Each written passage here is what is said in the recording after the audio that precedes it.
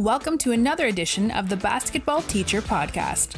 Our mission is to bring you discussions on a wide array of topics in the coaching world to grow players on and off the court. You can connect with us on YouTube, Facebook, and Twitter, and also reach us directly through email at basketballteacherpodcast@gmail.com. Now, here's your host, Coach Mike Hernandez. Welcome back, everyone. Thank you guys so much for joining us here for another episode. As always, wherever in the world you're listening to us from, whatever platform you're listening to us on, thank you guys so much for the support as we are here on year 5, believe it or not, of doing that show. It's almost unbelievable for me to say that we're here on year 5, but thank you, whether it's your first time listening or you've been here since the beginning. Thank you so much. Really excited to bring this one to you. Really excited in particular because we're going to dive into kind of analytics and the way that analytics and data and statistics and all those things can be used to improve your coaching. I think it's one of the great things now about the coaching world is that there's so much information available. There's so much data available that wasn't even available maybe even 5 years ago. I know a lot of you listening use Huddle and other platforms and get a lot of data and stats on that, but we're going to get into all that, and we're going to get into, what analytics to use, maybe some things that you might want to think about adjusting your training or coaching practices to these analytics, and kind of that balance between what it means to use analytics versus kind of using your instinct or your gut, and how to kind of balance that. So really excited. This is going to be a great episode. And of course, I don't do this alone. I'm very happy to be joined by the University of Washington men's basketball video and analytics coordinator, former basketball player in his own right. Very happy to be joined by Coach Peyton Mortalite today. Coach, thank you so much for joining us today and giving up some time to talk to us. How you doing?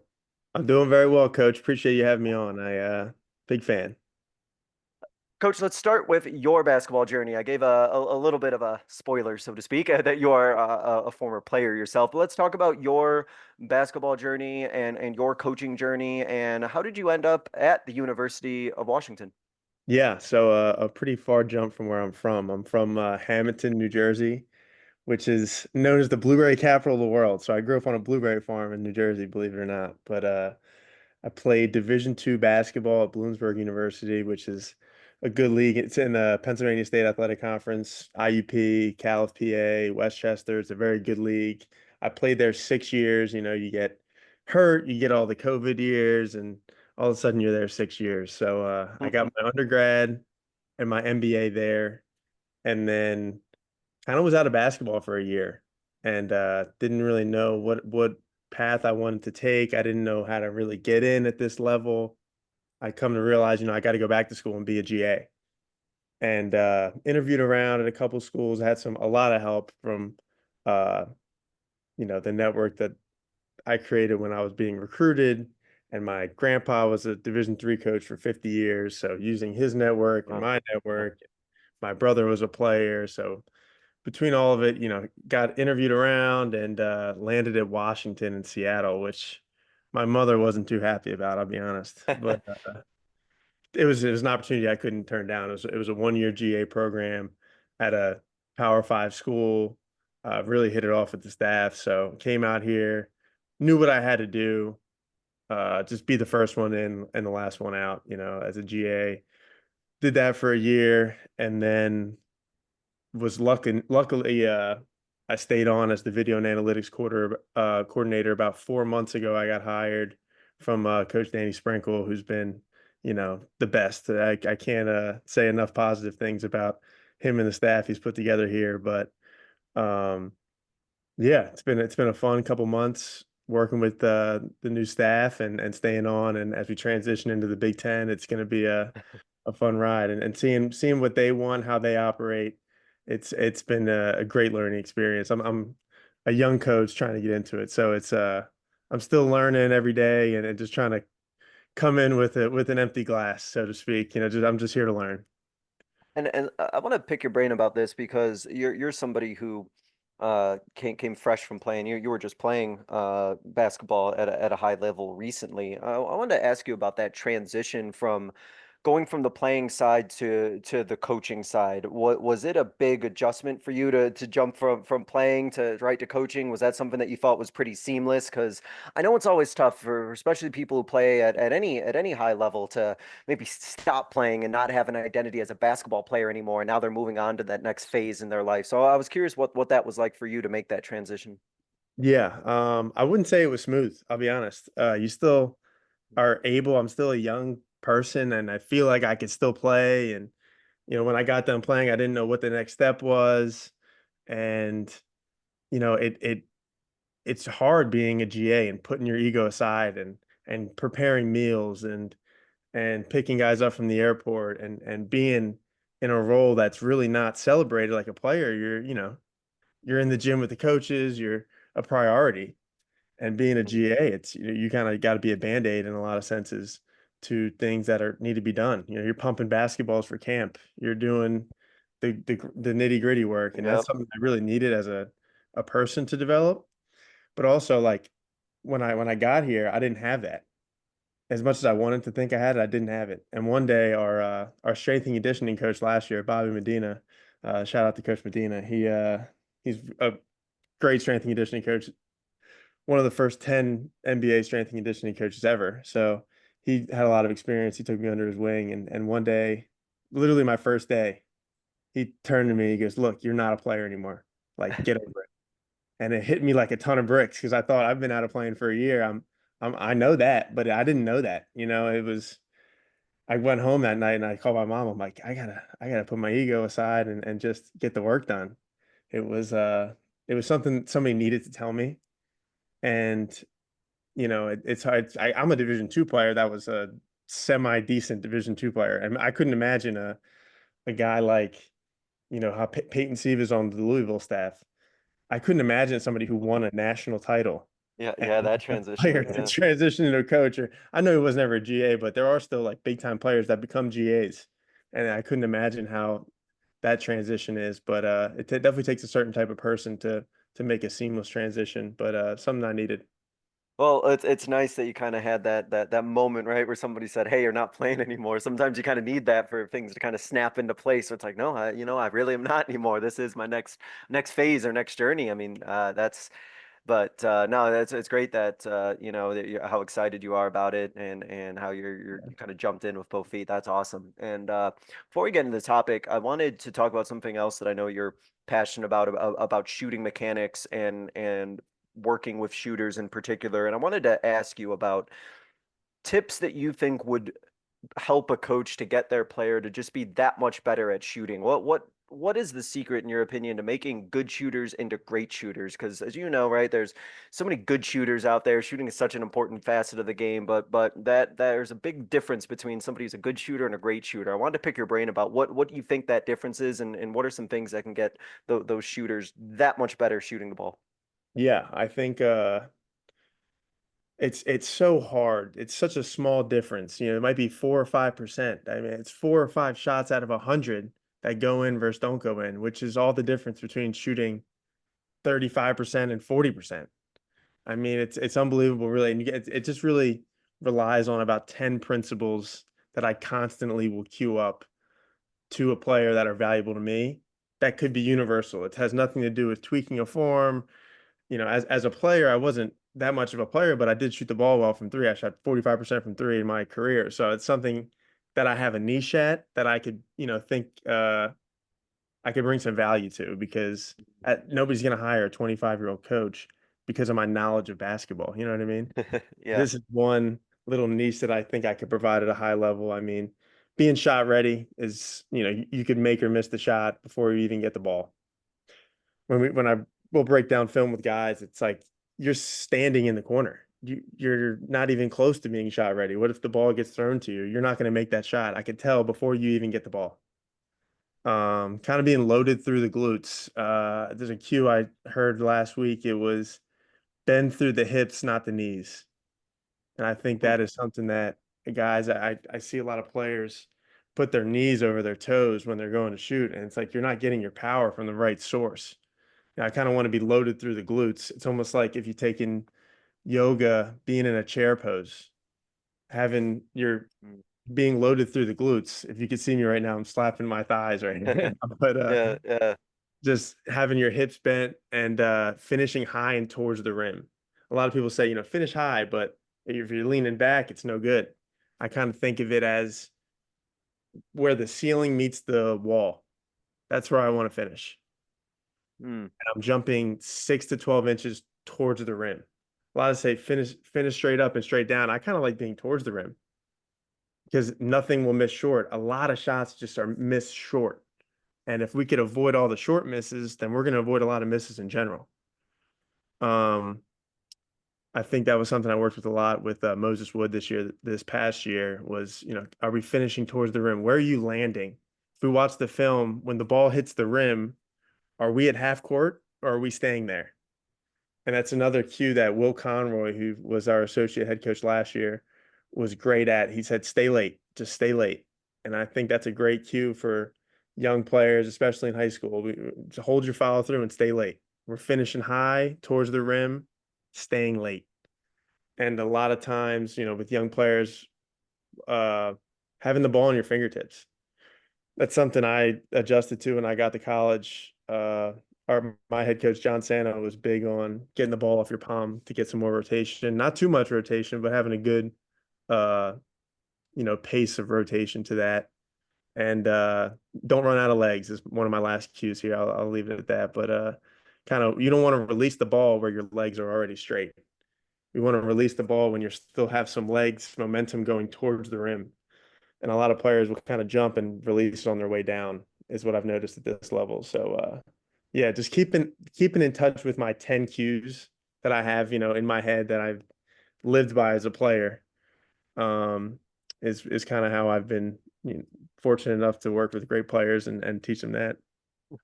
Well, it's kind of cool about that, and I hear a lot of great coaches who have kind of a similar, almost like vocabulary like you, where you could correct a player or say something to a player and just say a short phrase or like a short sentence, and they know exactly what it is that they're talking about. Even if the things that you just listed right now, you could go through film with a guy or work with a guy and mention, a quick short phrase to them, and they'll know exactly what it is that they're saying. And I just think that that's so important for communication, so you can like quickly communicate to a guy about something or a girl about something, and it's like, oh, okay, you told me what that is. You just said those 2 or 3 words. Got it. I can fix that and make an adjustment based on that. Yeah, and that also just comes with building trust with that player. Yeah. Am I with them? They would only know these cues if I worked out with them before, on a consistent basis where I've cued it multiple times. Hey, we're not staying late. Hey, where are you getting your power from? Is it through your legs or your glutes? Are we shot ready? Things like that. Up and towards the rim is another one that has been a quick cue during the game.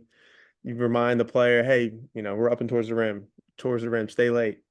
I think that's a big time thing, just building trust with players, and whether it's 30 minutes before practice or on a weekend, just always being ready for when they shoot you a text or you shoot them a text to get in the gym.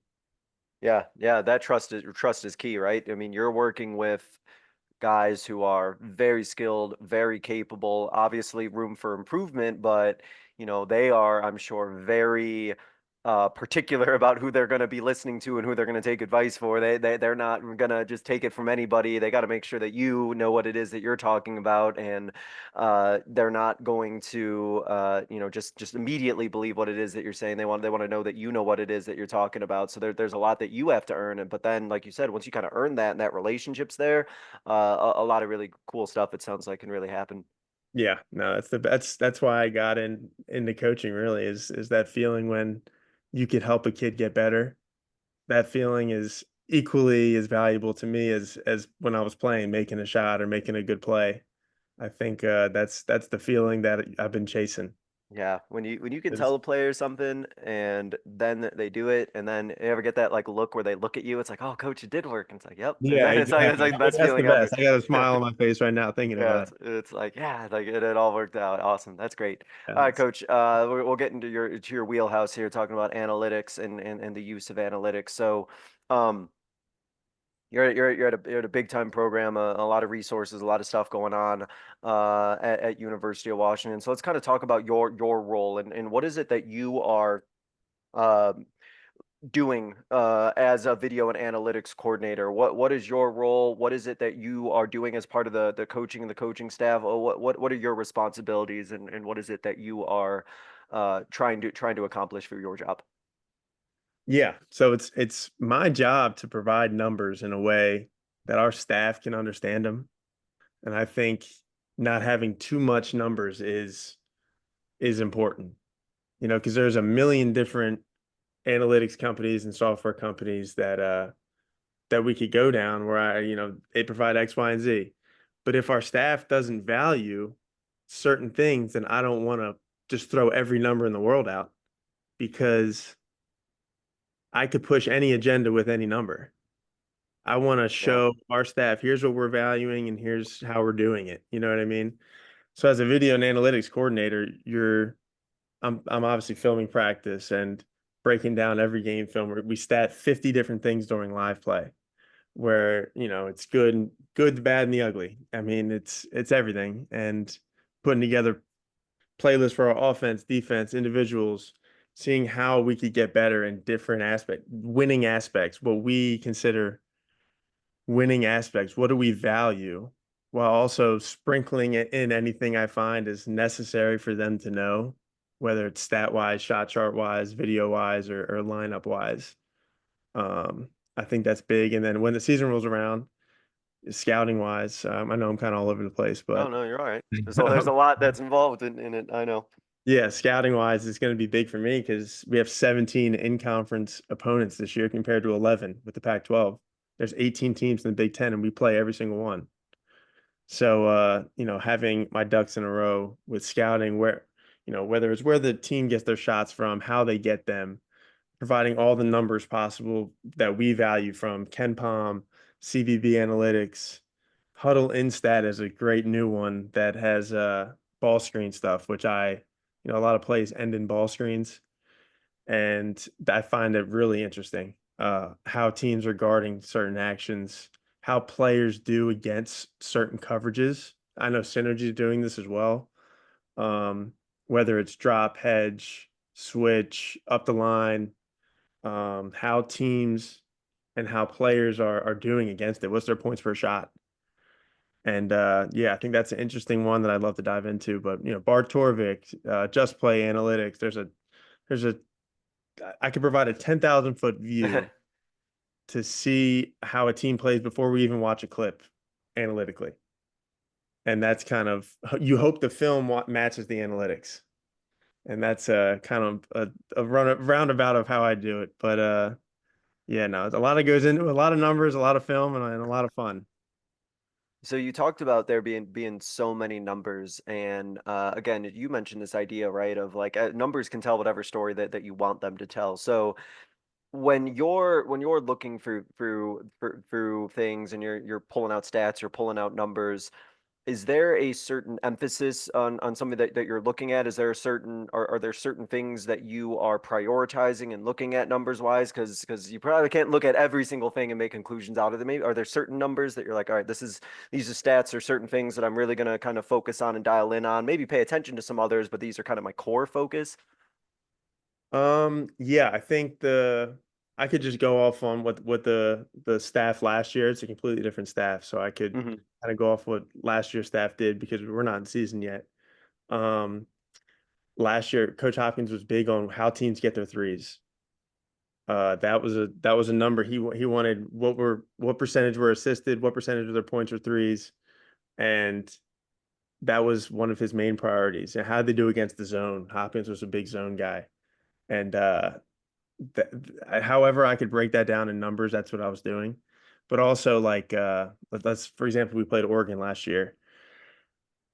When Jackson Shelstad had 15 plus, they're 12-2. When he has under 15, they're 8-11. Things like that. How I find that interesting. Because I think Yeah. it's important. If we shut him down, then we could win the game.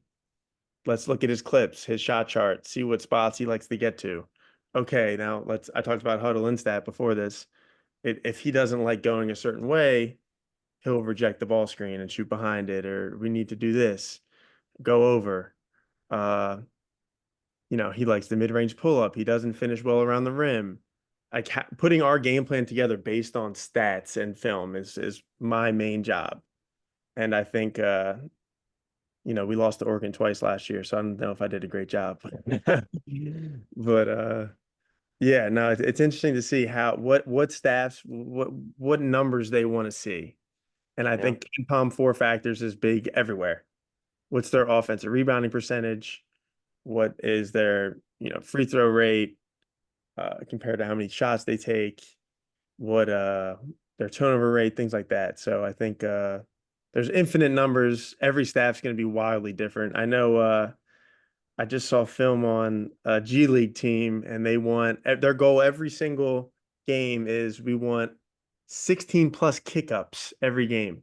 As in, we want to throw the ball up the court to the wing 16 plus times. We Hmm. want 12 plus corner threes, and we want less than 5 mid ranges. So that's like, I've never heard of any of those being keys to a game ever. And a G League team, that's their main 3 goals. So it's unbelievable to go to different programs and see what they value. Basketball analytics, it's still developing so much. And I think it's just interesting to see every program how different their values are. Because I know a lot of coaches in college, shot charts are very important in college Hmm. because the NBA, the shot charts are basically all the same. We're going to shoot at the rim and we're going to shoot above the break threes and corner threes. Yeah. College, still teams that value mid range. John Calipari, they shoot mid ranges religiously. And Alabama, right down the road, is not shooting any. And it's Yeah. interesting to see, what teams do, where they get their shots, how they get them, and that's kind of my what keeps me up at night. Yeah, yeah. I mean, what it is it's like a puzzle. Like, right? You're solving like this puzzle of what these teams are doing, and for you, and I'll definitely let you speak to it, right? Is you figure out, the what, or what is it that they're doing, and then you got to like kind of almost reverse engineer, figure out like, okay, how are they getting this, and then the whole plan kind of comes from there, where you can see the stats and you can see the analytics, and now it's like, okay, but like how do they get into these sets, or how do these stats become the stats that they are, and then how do we prevent X, Y, and Z from happening? And I imagine there has to be a lot to unravel to try and piece together the, okay, this is what they do, but then how do they do it, and how do I make a plan, or how do I help devise a plan to go against that? Yeah, and then the hardest part is communicating it to the players to make it understandable for them. Oh Because yeah. the scout can't be 2 hours long like it is in the coaches meeting. It has to be 10 minutes. So putting all of this information and what we want to prioritize into a concise format to give to our guys and give them make them the most prepared they possibly can be with the information we have. You don't want to throw too much at them. I always, personally, like if we're doing a walkthrough, you don't want to walk through all 25 plays you might have saw. You want to walk through the 5 plays, 3 plays they run the most because that's what we want to be prepared for. I think it was Dick Bennett said they never practiced against side out of bounds. And it was why? It was because it doesn't happen that much. I practice the stuff that happens the most in the game. And that's nowadays that's ball screens and whatever have you. But it's interesting take on a guy who coached 50 years ago. It's still very relevant. We practice what happens most in the game. And that's how Yeah. I have to make the scouts. Yeah, I mean, you have to maximize your time, right? Like you mentioned, what do I need to communicate with my players? I can't say everything to them, so I got to focus on the most important things to say to them, and I got to focus on the most important things to practice. And I think that's kind of a good lesson for coaches is you have to, let some things potentially go. You can't cover everything, because Yeah, then you'll cover nothing. At least that's how I kind of feel. Now, obviously, I say absolutely. that as a coach who wants to cover everything, but you bring up a great point that you don't have time for everything, and so it's better to focus on those big ticket things, those big ticket items, because that's going to take care of a lot of what you need to, and then that's going to take you a lot further than trying to rush through and get everything done, because then I just don't think the success is going to be there at that point. Exactly. I mean, there's only so much you could cover. There's only so much a player is going to comprehend. They're worried about how they're going to play and our own stuff and things like that. And if you throw a million things at them in the scout, they might remember nothing. We want to throw, at least from my experience, throwing less is more. So let me ask you then about your expectations in terms of the communication of those analytics to your players. What do your players need to know, and how does that get communicated to them in a way where they can quickly process it, understand it, and then, execute whatever it is they need to execute from there? Yeah, so I meet with the players in the summer and we talk about our expectation analytically, like what stats we're prioritizing, what we're statting every day in live play. They know exactly what I'm statting. And if their rating is low, they know how to get better because I will provide the film, I'll provide everything that they need to get better. And just making sure we're on the same page with terminology and what we value as a team, I think is big. And just having the video ready to back the numbers is big because a lot of times, at least in the my previous experiences, if you just throw numbers at somebody, hey, you did this 20 times, and I'm a young guy, I'm still, working my way up, they're gonna Mhm. sit back and say, no, I wasn't. You know what I mean? Yeah, yeah, So instinctually. having video to back everything up is so important to me because I want them to see it. Here it is. Here's all 20 times. So that gets them better. That gets me better. If they catch me lacking, trust me, I'll hear about it. Yeah. And I think it's a fun way to just build a relationship with the players in my new role and also get them better and for me to get better. More like that they get me better Yeah. when they do that. No, So no. No, 100%. I imagine that has to be the case. I wanted to ask you, this kind of question just popped in my mind here. You're watching so much film, you're watching so much of this, charting a lot, looking at stats, analytics, as we've talked about over and over again in general. And I understand that all players are different, all teams are different, but what have you in general just kind of learned about the game just by seeing all of this film and taking all of this in? Are there trends that you've noticed, or has it changed the way that you've seen the game at all? What kind of observations and takeaways have you had by doing this? that's a great question because our video guy last year, who's been a mentor to me, Noah Ralby, he always said I've been a video guy so long that I see it through the lens of video. And he was a player at Johns Hopkins, which is one of the best Division III programs in the country. And at my last year, I was seeing the lens as a player only. I was only seeing almost as a tunnel. And sometimes watching film, I'm thinking of if I was out there, this is what I would see. And then opening it up now, I think seeing it through the video lens, it's interesting. Just even from ball screen coverage as a player, I I noticed when I never really understood. Like I asked one of our freshmen, "What's the point of a ball screen?" And I couldn't get a direct answer. And it's, to create an advantage or get two on the ball, which then creates an advantage, right? If you make the right read. And even just simple things like that. As a player, I was just a spot up shooter, so I never even thought of it. What's the point of a ball screen? It's the first question somebody probably should be asked because it Mhm. happens the most in the game. What's the point of it? And being a video guy, it's so obvious now where the right reads are. And I was never a point guard, so I never saw Yeah. that those reads. So being in video now, it slows down. The game just slows down, as you I'm sure you know, like when a senior sees the game a lot slower than a freshman would. And I think Yeah. right now, just from a concept perspective, the game's slowing down for me, and it's been fun. Yeah, I am. I imagine I was talking to somebody. This was a long time ago about this, but who did a lot of analytics and looked at a lot of film and everything, kind of similar to what it is that you do. And he also played at college. And he was like, "Man, it's like if I understood the game the way I do now when I was playing, man, that would be completely different now." I wonder if you Oh, have the same thing where it's I like, would have hated oh, myself as a player. yeah, If I was a which is coach coaching me, I would have. Oh my God, I would have cut myself. Like, not Like like, you're, you know what I mean? Like, yeah, you're cut done. myself Get off off the the team. court. Yeah, yeah, yeah. That's so funny. That's just like you're just looking back and like, wait, oh no, was I doing all this stuff? No, I was doing. I didn't know anything. Yeah, no, that's funny. Yeah.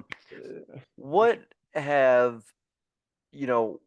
How, or excuse me, let me rephrase this. How have analytics and taking in all this stats and all this data, how does it guide the coaching staff's practices and the things that they're working on in terms of their skill training and practices? How do you think coaches in general, whatever level it is that they're at, can kind of take data that they have and information that they have and then put that into practice in a meaningful way in like a training or practice situation?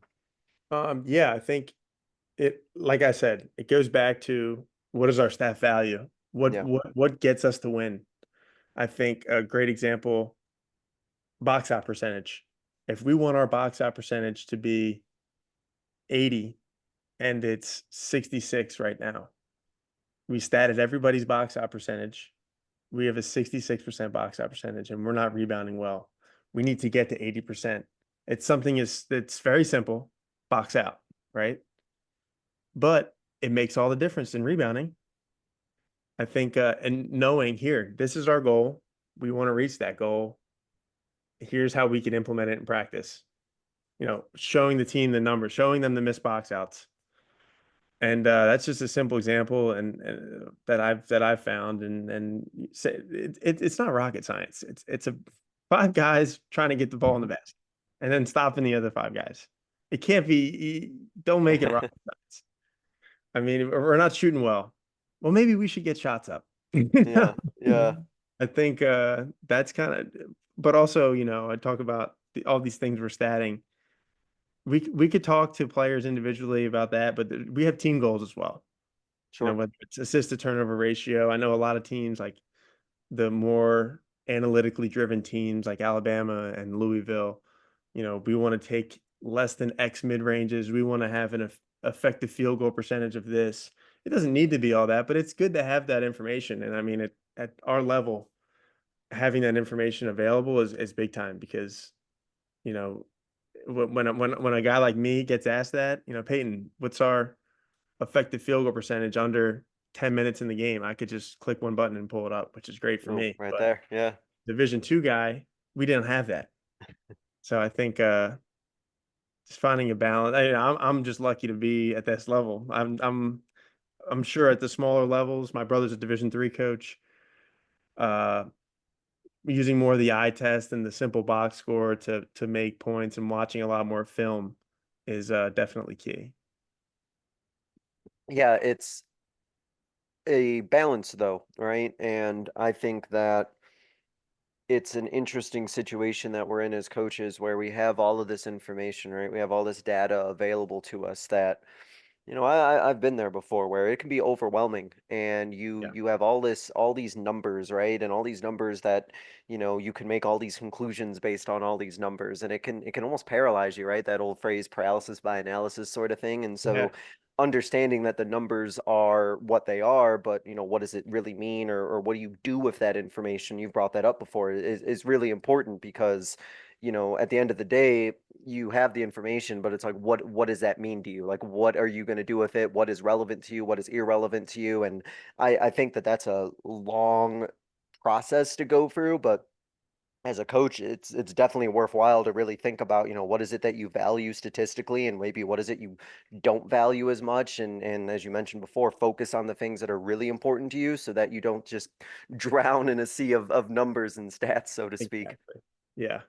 It's great to have new findings of, hey, I've noticed that we're 8-1 when we do this, and we're 1-5 when we do this. It's great to have those new findings. Like as for somebody like me trying to constantly get our team better from that perspective, the analytics perspective, it's great. But I can't be bringing 100 things to the table every day and saying, "Look at all this," We and got to then hit look at none of it. all 100 of these points and then Yeah, we'll win sort exactly. of thing. I think just keeping it concise of what we value and going from there. Similar things to what we value and then new findings here and there, but uh keeping it to what our staff will understand. So this may sound like an obvious question, but through your experience, doing this, what have you found are kind of the keys for your program? I say your program, but the program you're working in Washington, where it's like, okay, if we hit these general metrics, if we hit these particular targets statistically, we're putting ourselves in a chance to be successful. Are there a lot of those? There are a few of those. I know turnovers are always big, reboundings are always big, but what are those general metrics where it's like, okay, I know if we hit this, we're in good shape. In my experience, I mean, I don't know too much because our staff here is brand new. So I haven't been coaching with them for one game. But it was funny, this question you've asked. Mike Hopkins was the head coach here last year, and he went down Syracuse's Ken Palm numbers when they were winning the national championship. And he said, you know, we were the worst we were the worst rebounding team in the Big East on purpose almost. I said, coach, what are you talking about? Rebounding is going to win you games and X, Y, and Z. And he said, no. We just wanted to limit their second chance points. A team might have 22 offensive rebounds and 6 second chance points because we recruited all this length and whatnot. Mhm. Their thing was we want to be number one in turnover, the opponent's turnover percentage, and our steal percentage. We want to steal the ball a lot and then limit their second chance points. That doesn't mean limit their offensive rebounds, which you might think go hand in hand.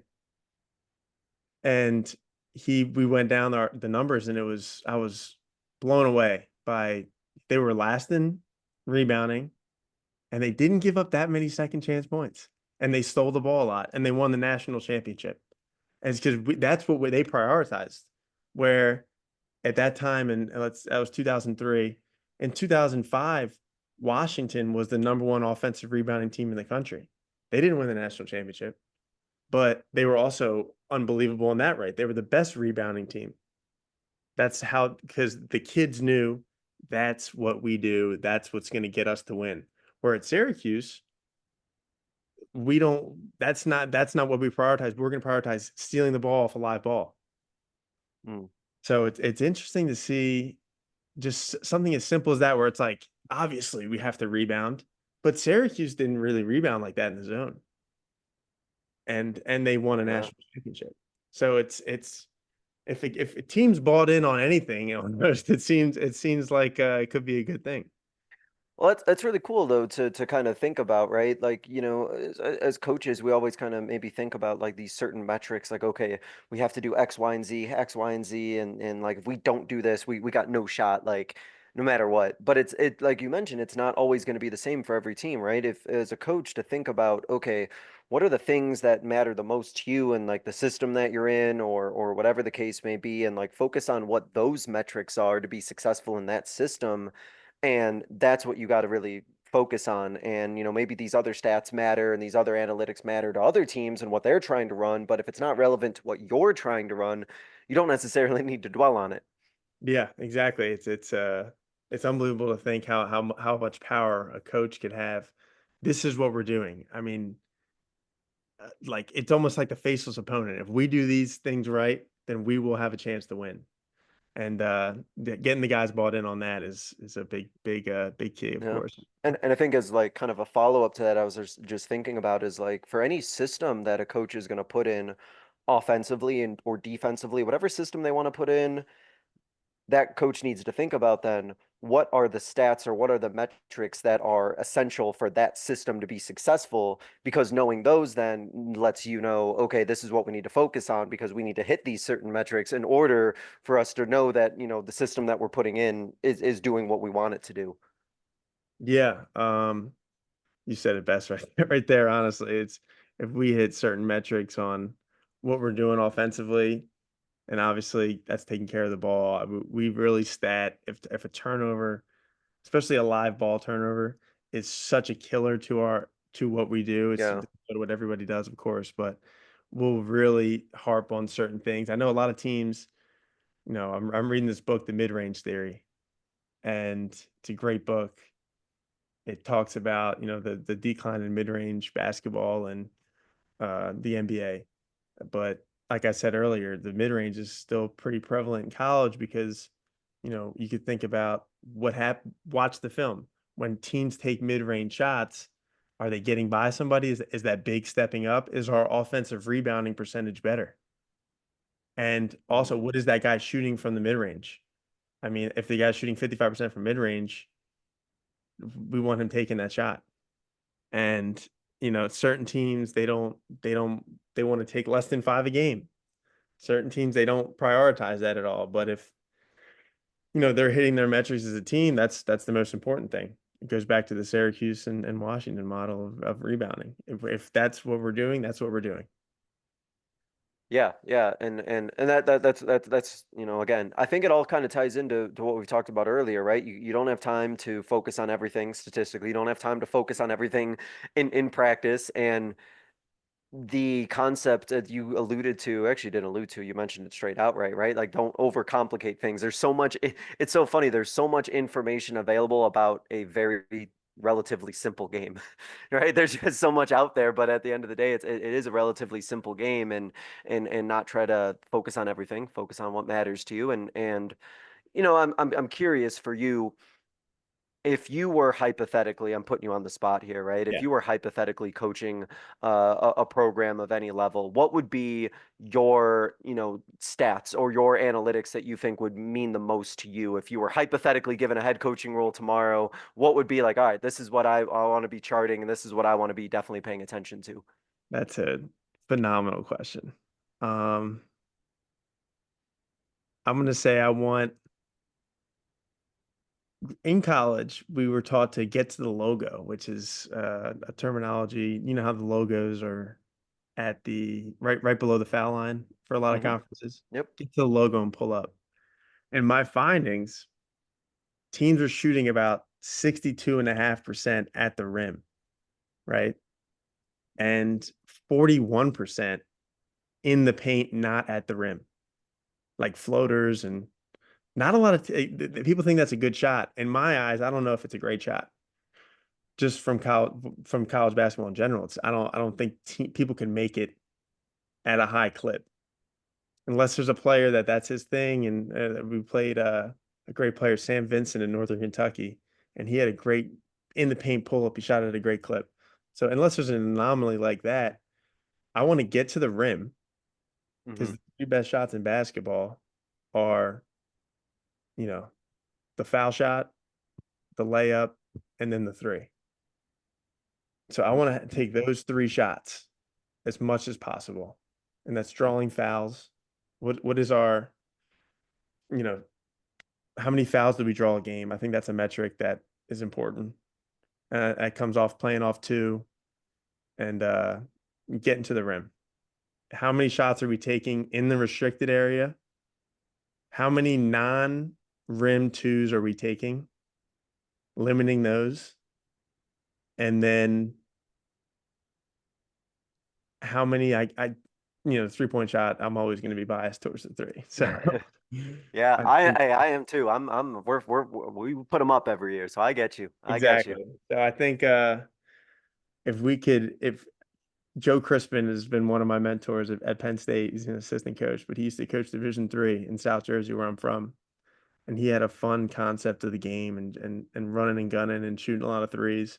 I think if we take over an X amount of percentage, I don't know the number exactly. I don't want to put any false information out there, but I think for him it was over 50%, which is insane. Yeah. We could take 50% of our shots or 3s. I wouldn't probably do 50. I would not go that high, but you're not running the Grinnell system. You're not gonna go. It was if you could watch Rowan basketball from 2017 to 2020, they had a fun run. They went to the Sweet 16, and the coach now is great too, Eric Brennan. But my brother's gonna kill me because he coaches the rival school. But they just have a fun run and gun system. I think depends what level I'm at if I'd want to coach that. But yeah, I think limiting basketball can't be too hard. Limiting turnover, taking good shots. How many percent? I'm probably throwing a lot out there right now. But no. Hey, how many percentage of our baskets are assisted? I think is very important. The points per shot on catch and shoots is a lot higher than one dribble, and one dribble is a lot higher than two dribble, and two dribbles a lot higher. The more dribbles you take, the less percentage chance you have to make the shot. So I think how many shots are assisted, what's our at the rim field goal attempts, what is our 3-point, how many percent of our shots are threes, and limiting our non-rim twos, I think would be my 4. And fouls drawn. Those would be the 5. It's a Those would big be the list 5 now. The things list is that- getting bigger. No, I know. It's funny. You start thinking about it, right? It's like, wait, wait, Thinking, I yeah, don't want to do exactly. that. I don't want to do I that. never I even want to thought do of that. that. Yeah.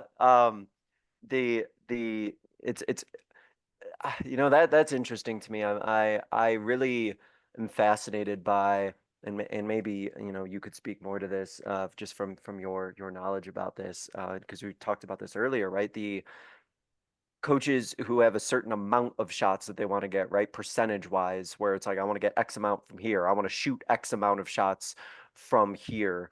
um is there a certain way in your experience, from what you've heard or know, or from your own knowledge, as to where that number comes from, that we want to get a certain percentage of shots from here, or take a certain number of shots? Is there some mystical mathematic equation that leads to that sort of conclusion, or how does that kind of come about, where you're kind of putting a number to a percentage of what you want offensively, or from where, from a certain place? Yeah, I think it might also just stem from that coach. If you look at coaches' resumes, their personnel is going to change every year. And a lot of times the metrics stay the same. He always plays players with 2 fouls. He always gets a great free throw rate. As the coach doesn't take a basket, you know, but their metrics or their analytics are almost the same a lot of times. And it's interesting to see, that's just their philosophy. And that's the great part about the game. Mhm. Teams are going to have, as we talked about throughout this podcast, a million different ways to go about prioritizing stats. But the magic number is the coach's number. I'm looking at UConn right now. 31% of their points came from threes, 51% came from twos, and 17% came from free throws, which is not that great. And that was in my 5 metrics, right? They were 270th in the country in free throw rate.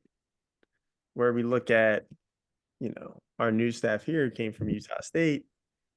We were 34th in the country in free throw rate. So I think just being around a certain where did I come up from?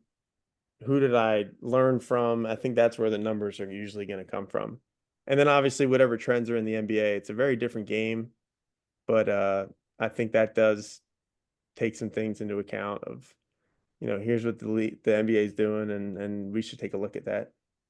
Yeah, really fascinating stuff. Appreciate it, Coach. And I want to ask you too, and I know I talked about this a little bit earlier. What advice would you give maybe to a coach to think about the idea of that eye test you mentioned, right? There's so many analytics, right? And that balance between using data and making data informed decisions versus going off of whether it's like your gut, or what it is that you see as an eye test, and what it is you just kind of feel instinctively or intuitively as a coach. What advice maybe would you give to a coach on how to kind of balance, their own judgment as a coach versus the things that maybe the stats or analytics might be telling that coach? Yeah. I could even go back to the Joe Crispin model when he was at Rowan. It was interesting to see, having a balance of finding the right shot analytically while also adjusting to the flow of the game. Sometimes if I take a quick three, that might invite the other team to come down and take a quick one. And that doesn't get judged analytically at all.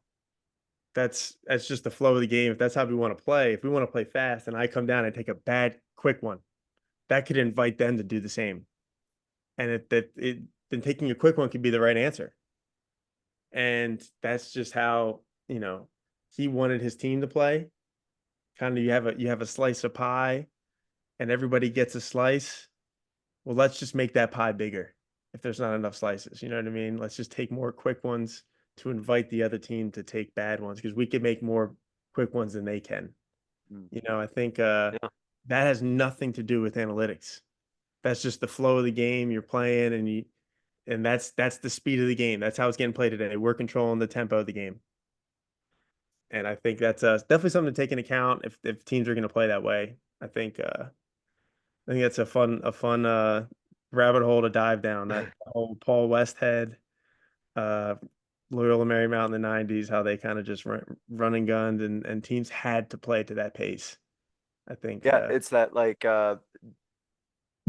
the kind of conundrum, I guess, right? Of like, are we playing in a way where other teams are playing us, or are we going to, think about us playing them, right? Like, how do you feel, right? There's certain programs and there's certain coaches who believe like, hey, it doesn't matter what it is that the other team does. If we execute what we have to do, then it doesn't matter because we're going to succeed anyway. Versus, coaches who are going to say, all right, we're going to figure out exactly what it is they want to do. We're going to make sure they don't do it, and then we're also going to work in what it is that we want to do. It's two completely different philosophies, and they both can certainly work. yeah, and that even goes back to scouting portion. Are we scouting based on our principles or based on their personnel? That's Mm. the cue that coaches use a lot. Or how are we? What's our priority? What's our number one priority?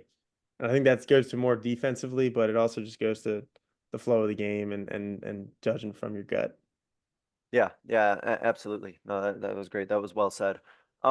Let me ask you, out of curiosity, Coach, you're always somebody who's looking to improve, I know, and get better. As you are continuing on this journey, video and analytics coordinator, what are you looking personally to kind of improve on and maybe kind of take your own next step, so to speak, in this role? What are things that you want to maybe continue to do? What are things that you're looking to kind of maybe bring in or focus in or learn a little bit more? What's kind of next for you personally? Yeah, I think just championing my role here. Um, just trying to. There's reps everywhere, and I'm a young coach, and I got to keep finding reps, whether that's 20 minutes before practice with the guys and just getting coaching reps. I think that's something that I need to develop on. And as in the analytics role and the video role, I think just being being I'm trying to think of the right words here. Be I grew up on a blueberry farm, mind you. I'm not a tech savvy guy. I think just being as high level as I could be and constantly learning new things. I'm reading basketball books and listening to podcasts. There's so much to learn.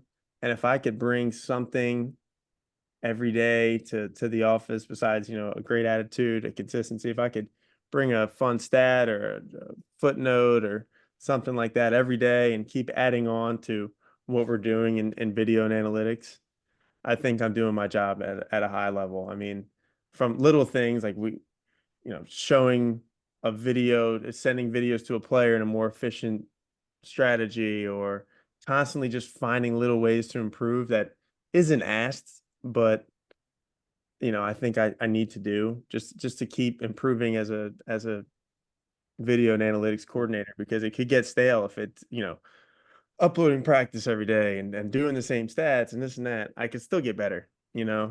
So finding those reps, finding little ways that I could be better. It's something I'm always open to. If anybody's listening to this and thinks that I should be better in a certain aspect, you just let me know. That's uh quick question for you at our concluding segment, 'cause I am curious about this. It's becoming more and more popular, Coach, I think, for even at the high school, even middle school level, I've heard for coaches to film their practices. And I think it's such an important practice, no pun intended, for coaches to do. What can a coach do, and how can they use practice film to help their team get better? What is the role that practice film can play that a coach can use and just get their team, to that next level, or improve them by that much more? Yeah, I think it's interesting because at the Division 2 level and Division 3 level, you don't get to see your guys in the summer. Hmm. At the high school level, you really have limited summertime practice. But when the season comes around and those first couple weeks, filming practice, I think is super important because some people are just visual learners. Um, I might harp on a point to you, but if you don't watch it, it might not register with you. Hmm. That's not everybody, but there's a lot of kids that are just very visual learners. and showing film, having film ready is they could all of a sudden comprehend it. And I think that's very important. And also just getting the kinks out of here's our live play the first week. We as a coach, I could go back and still basic stat it or stat the things that I think are important. I could do that as a high school coach or middle school coach. You can watch the film and write it down on a piece of paper and make a little Excel sheet. Hey, here's what we did. Here's the numbers we want to improve on. I kind of touched on box out percentage earlier, so let's just keep going with that. We have 50% box out percentage, and then we'll show a couple bad clips, show a couple good clips, and then the next week we show, hey, we improved. And that's all. It all comes from practice film. And instead of waiting until the first game to say, hey, we're not a great rebounding team, maybe we could do that the first week of practice. During the 5-on-5 segments or during a rebounding drill or whatever it may be. No, I really like that idea that there's something you could just take from every practice, right? That idea that there's something that you could take from every practice to build on the next one, right? That practices are kind of one of those things that kind of work in succession with each other, that what happens in one builds on another, that builds on another, and you kind of have this whole from beginning to end sort of continuum. Obviously there's going to be some adjustments and changes from there, but for me, I found one of the things that really helped with filming practices is it really helped kind of keep my practices kind of cohesive, where there was kind of something that we could take from one practice and continue to work on, or this didn't quite work, we didn't execute this the way we wanted to, and I saw this on film, so let's work on this next, then work on this next. And I think it just really makes better use, especially at the high school level for me, better use of my time, and really just helps kind of streamline everything, and everything can be a lot more focused than maybe if I wasn't looking or reflecting on what I was doing in a practice. Yeah, exactly. And kind of to piggyback on that, you're only one person. You have one set of eyes, and you might not catch a lot of things live. And we're fortunate enough to have a big staff, but a lot of high school staffs are, you might have you and an assistant, or maybe you and two assistants at the practice. You're not going to see everything. Having the film, you could watch it as many times as you want, and that's just, you might see something, a glaring difference from Hmm. the film lens rather than you being on the court. And I Yeah. think that's just another, benefit of film and practice, and having the guys bought in on that. Awesome. Coach, to wrap up, there's a couple questions that I ask every guest. I'll start with this first one. Thinking back on your coaching career, what is a specific moment from your coaching career that you think by sharing our listeners would be able to learn from? Yeah, I think just getting hired, it only Mhm. takes one person to take a chance on you. Just I'm so fortunate enough to have Ben Lee, who hired me as a GA at Washington, and then Andy Hill and Coach Sprinkle hiring me as a video guy.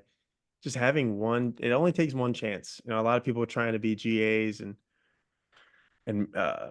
video guys or managers or whatever. They reach out. I've reached out to 100 programs. Only one school took a chance on me. So just not letting that, you know, not letting, don't be discouraged if somebody says no, or it only takes one person to take a chance on you, and then not letting them down is the next step. I think that's kind of something that has driven me. I don't want to let anybody down that has ever put their stake on me. So, that a lot, I get a lot of messages from people wanting to be GAs or get in somehow with basketball. And yeah, I was out of it. It only took one person to take a chance on me. So don't ever think, that it's over. It only is going to take one guy. And kind of another thing, especially to my GAs out there, never letting that burnout show on your face as a young staff member. Bringing great energy every day. 1,000 people. If I quit tomorrow, there'd be 1,000 people trying to get this job. So if I'm Yeah. if I think I'm having a bad day, or thinking, oh, this, that, and the third, or we got to run camp this week, or whatever have you, 1,000 people would kill for this job. So I need to bring my best energy every single day. Yeah. Yeah, it really puts into perspective, right? How lucky that all of us are as coaches that we're in the position that we're in. Even for me Exactly. as somebody as a high school girls coach, I know that, man, if I left this position, there'd be probably 50 applicants the next day for it. It's like, Oh, yeah, I better 100%. be excited for this, right? Be knocking down the door to get this job, sort of thing. So that, yeah, like how fortunate we are to 100%. be in the position we're in, right? No, that's awesome. To wrap up, Coach, I give every guest what I call a 60-second soapbox. Feel free to go over 60 seconds because I never time anyone, but I'm going to let you use this kind of as your platform to kind of get out like a final message, a closing thought, a final idea. You can take it any direction, basketball and coaching or otherwise, that you wish to. It is your soapbox after all. So, Coach, I'm going to go ahead and give you the floor and let you take it from here. All right. Well, I kind of touched on it earlier, but there's coaching reps everywhere. We just got to find them. We just got to find them. I'm running our camps and we start tomorrow. This is my favorite opportunity in the world. And people might say, hey, you're coaching 40 fifth graders and you're used to coaching Power 5 basketball players. But this is I'm the head coach of the camp. You know what I mean? I have Yeah. to find I get to coach for 5 hours straight. And this is why I love it, because I don't get that many reps. And as young coaches, it's hard to find reps. And the more reps you get, it's like shooting a basketball, man. The more reps you get, the better you'll be. And it could be the same thing over and over, and it could be hard and boring or whatever have you. But, just keeping that positive attitude and getting those reps is so important because there's no substitute for those reps. There is no substitute. I can never be a great coach unless I get these types of reps. So I'm really excited for camp coming up, if you couldn't tell by my voice here. Yeah.